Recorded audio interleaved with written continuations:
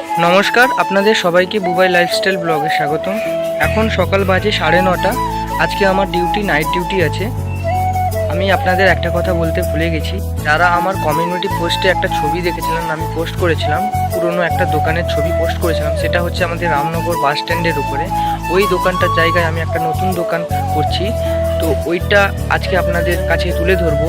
তাই চলুন, তো ওইটা কোথায় করছি, ওর কতদূর কাজটা এগিয়ে গেছে, তো আপনাদের কাছে আজকে সব কিছুই শেয়ার করব। তাই চলুন, সঙ্গে থাকুন, ভিডিওটা পুরোপুরি দেখুন। তো বলতে বলতে আমি এখন রাস্তার উপরে উঠে পড়েছি। দেখতেই পাচ্ছেন রাস্তা পুরো ফাঁকা, যা রোদ, তো তার সঙ্গে আমার এই সাইকেল। তো এখন আমি রাস্তায় যাচ্ছি।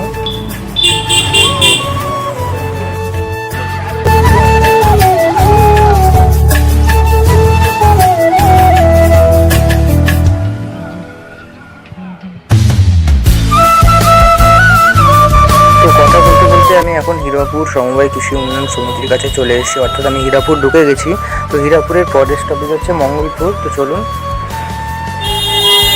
তার সাথে রাস্তায় যা তীব্র রোদ, বাপরে বাপ, রাস্তা যেমন পিচ রাস্তা, গরম, তারপরে তীব্র রোদ। তো বলতে বলতে আমি এখন মঙ্গলপুর ঢুকে গেছি। তো মঙ্গলপুরের এই যে দেখতে পাচ্ছেন শিবু সাহু গ্রিল গেটের কাছে, এখানেই আমি দোকান বানাতে দিয়েছি। দুঃখের বিষয় এই যে আমি এসে এখন দেখি দোকান বন্ধ। বাইরে তীব্র রোদ, তার মধ্যে সাইকেল চালিয়ে এসেছি, তার মধ্যে দেখি দোকান বন্ধ। তো ফোন করেছি, তো উনি আসছেন বললেন।